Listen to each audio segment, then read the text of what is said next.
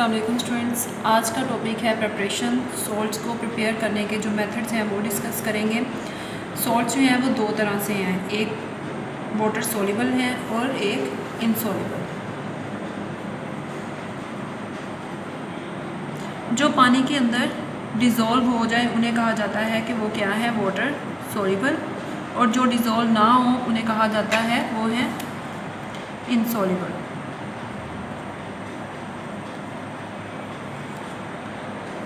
Water soluble और insoluble salts जो हैं उनको प्रिपेयर करने के मेथड्स डिस्कस करेंगे। तो प्रिपरेशन ऑफ सोल्यूबल सॉल्ट्स जो हैं उसके मेथड्स हैं टोटल 4, और इनसोल्यूबल सॉल्ट्स को प्रिपेयर करने का एक मेथड है। तो टोटल हमारे पास 4 जो हैं वो सोल्यूबल सॉल्ट्स को प्रिपेयर करने का के मेथड्स हैं और 1 जो है वो इनसोल्यूबल सॉल्ट को। तो आज डिस्कस करेंगे सोल्यूबल सॉल्ट्स को प्रिपेयर करने के मेथड। तो सोल्यूबल सॉल्ट्स जो है often prepared in water, soluble हैं तो जाहिर सी बात है अगर ये सोल्यूबल हैं तो इनको किस तरह से तैयार किया जाता है, पानी के अंदर तैयार किया जाता है, often prepared in water. First जो मेथड है उसका है नाम by the reaction of an acid and an metal. इसको कहा जाता है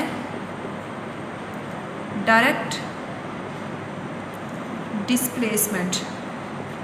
ये डायरेक्ट डिस्प्लेस करेगा पोजीशन को। देखते हैं किसकी पोजीशन को करेगा डायरेक्ट डिस्प्लेस। तो ये फर्स्ट वन मेथड है। डायरेक्ट डिस्प्लेसमेंट मेथड में डायरेक्ट डिस्प्लेसमेंट होगी, लेकिन इस मेथड में जो रिएक्शन होता है वो होता है एसिड और मेटल में। एसिड और मेटल का जैसे ही रिएक्ट करवाया जाएगा, रिएक्शन करवाया जाएगा, दोनों आपस में रिएक्ट करेंगे तो as a result gives us salt plus hydrogen gas. ये डायरेक्ट डिस्प्लेसमेंट मेथड में होगा। इसमें आप कोई भी मेटल यूज़ कर सकते हैं। तो मैं पहला रिएक्शन आपको करवाऊंगी मैग्नीशियम के साथ। तो देखते हैं, this is direct displacement method in which hydrogen ion of an acid is replaced by a reactive metal such as calcium, magnesium, zinc and iron. आप कोई भी मेटल यूज़ कर सकते हैं। मैंने यहाँ पर मैग्नीशियम यूज़ किया है। तो पहला रिएक्शन जो है वो एसिड HCl, मैग्नीशियम, प्रोडक्ट है MgCl2 magnesium chloride plus hydrogen gas environment में खारिज होगी, निकलेगी। इसको अब अगर देखा जाए तो यहाँ पर मैग्नीशियम ने क्या किया है, रिएक्शन किया है किसके साथ, जाके हाइड्रोजन को यहाँ से निकाल दिया है और खुद क्लोरीन के साथ अटैच हो गई है। और ये जो हाइड्रोजन है ये निकल गया और किस फॉर्म में निकला, हाइड्रोजन गैस की फॉर्म में। अब ये किस तरह से रिएक्शन होता है वो देखते हैं। अगर यहाँ पर इसका और इसका बॉन्ड देखें तो H क्लोराइड, क्लोरीन के पास 7, इसके आउटर मोस्ट शेल में आपने जब 9th में पढ़ा और प्रीवियस लेक्चर्स में भी मैंने आपको बताया कि किस तरह से इसके आउटर मोस्ट शेल में 7 इलेक्ट्रॉन्स होते हैं। इसके पास कमी होगी 1 इलेक्ट्रॉन की। तो हाइड्रोजन क्या करेगा, इसके साथ शेयर कर लेगा 1 इलेक्ट्रॉन ताकि इसके 7 कंप्लीट हो जाए। तो इस तरह से ये HCl आएगा। जैसे ही ये बॉन्ड ब्रेक करेगा तो ये क्लोरीन का जो है इलेक्ट्रॉन इसके पास, और क्लोरीन के पास दोबारा से फिर क्या होंगे 7 इलेक्ट्रॉन, और हाइड्रोजन का वापस इसके पास 1 इलेक्ट्रॉन आ गया। अब मैग्नीशियम जो है ये किस ग्रुप से है ये आपने मुझे बताना है। मैं आपको ये बताऊंगी कि इसके पास 2 इलेक्ट्रॉन्स हैं। मैग्नीशियम के पास 2 इलेक्ट्रॉन्स हैं। तो एज अ रिज़ल्ट क्या होगा कि Mg ने क्या किया कि क्लोरीन के पास, क्योंकि यहाँ पर देखें क्लोरीन के पास कमी हो गई है इलेक्ट्रॉन की। जो 1 इलेक्ट्रॉन उसने हाइड्रोजन से लिया था जब इसके पास 7 थे तो इसने 1 लेके अपना ऑक्टेट कंप्लीट किया था, लेकिन अब हाइड्रोजन अपना 1 इलेक्ट्रॉन वापस ले चुका है तो इसके पास दोबारा क्या हो गया 7 इलेक्ट्रॉन। अब क्लोरीन के पास 7 है। तो यहाँ पर अगर बैलेंस केमिकल इक्वेशन देखें तो यहाँ पर ACl2 है, यानी क्लोरीन भी 2 हैं, हाइड्रोजन भी 2 हैं। तो क्लोरीन क्या करेगा, आके अटैच यहाँ पर मैग्नीशियम के साथ अटैच होगा इस तरह से। अब मैग्नीशियम के पास क्या थे, 2 इलेक्ट्रॉन थे। वो 1 इलेक्ट्रॉन इस क्लोरीन के साथ और 1 इलेक्ट्रॉन इसके साथ शेयर करेगा। तो इस तरह से प्रोडक्ट आपके पास क्या बनेगा, MgCl2। ठीक है। और ये जो हाइड्रोजन है, ये हाइड्रोजन और एक और हाइड्रोजन है, वो अपने इलेक्ट्रॉन लेंगी और 2 हाइड्रोजन है तो ये किस फॉर्म में आ जाएंगी, H2 की फॉर्म में आ जाएंगी, हाइड्रोजन गैस की फॉर्म में। तो ये अगर आप रिएक्शन करते हैं और इसकी केमिस्ट्री अगर देखी जाए कि किस तरह से ये रिएक्शन हुआ, तो मैंने आपको इलेक्ट्रॉन जो है उसके साथ और आपको पीरियोडिक टेबल आना चाहिए कि ये किस ग्रुप से हैं, इसके आउटर मोस्ट शेल में कितने इलेक्ट्रॉन होंगे, अगर ये सेकंड से है तो इसके आउटर जो है वो 2 इलेक्ट्रॉन्स होंगे, इस तरह 3 से थर्ड ग्रुप से है तो 3 इलेक्ट्रॉन्स होंगे।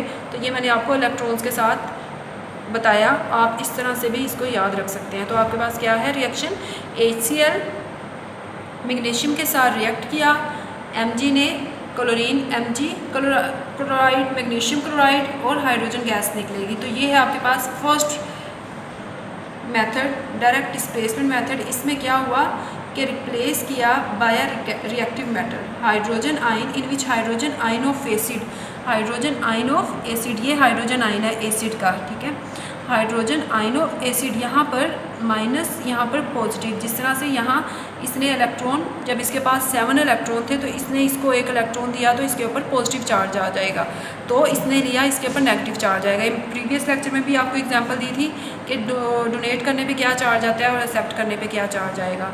तो hydrogen ion of acid is replaced by a reactive metal, reactive metal से रिएक्टिव मेटल इसको रिप्लेस कर देगी और खुद आके इसके साथ अटैच हो जाएगी। ये देखें कि यहाँ पर आपके पास रिएक्टिव मेटल जो थी मैग्नीशियम, उसने रिप्लेस किया हाइड्रोजन को, हाइड्रोजन जो है रिप्लेस हो चुका है और किस फॉर्म में आ गया, हाइड्रोजन गैस की फॉर्म में। तो ये है फर्स्ट मेथड। नेक्स्ट है आपके पास by the reaction of an acid and a base, neutralisation method. Neutralisation method बहुत मरतबा डिस्कस किया है, आज फिर एक मरतबा दोबारा देखते हैं इसका रिएक्शन एसिड और बेस का। Neutralisation reaction in which acid and base react, neutralisation method में एसिड और बेस रिएक्ट करेंगे, एसिड और कोई सी भी बेस, एसिड बेस का जैसे ही रिएक्शन होगा तो as a result gives us salt plus water, acid plus base gives us salt plus water, acid HCl, base NaOH gives us Na react करेगा, Na किसके साथ मिल जाएगा, क्लोरीन के साथ, NaCl सॉल्ट बन गया और वाटर। अब ये किस तरह से होता है, अभी मैंने आपको बताया कि क्लोरीन के पास 7 इलेक्ट्रॉन है, ये इसे हाइड्रोजन इसके साथ जो है वो शेयर करेगा, इसको देगा 1 इलेक्ट्रॉन, इसके ऊपर पॉजिटिव चार्ज, इसके ऊपर नेगेटिव चार्ज। और मैग्नीशियम जो है सोडियम जो है यहाँ पर आपके पास क्या है, ये। अब ऑक्सीजन किस ग्रुप से है, तो इसके आउटर मोस्ट शेल में कितने इलेक्ट्रॉन होंगे, 1 2 3 4 5 6 इलेक्ट्रॉन है।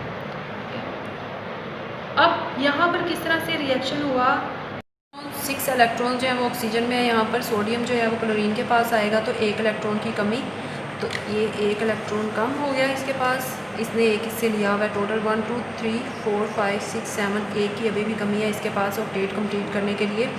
तो सोडियम ने जाके इसके साथ रिएक्शन किया तो सोडियम क्लोराइड हो गया, और 1 हाइड्रोजन ये जो बचा है ये आएगा इसके पास और ये इलेक्ट्रॉन शेयर करेगा, जैसे ही ये शेयर करेगा तो यहाँ क्या हो जाएगा, H2, तो ये आपके पास है वाटर।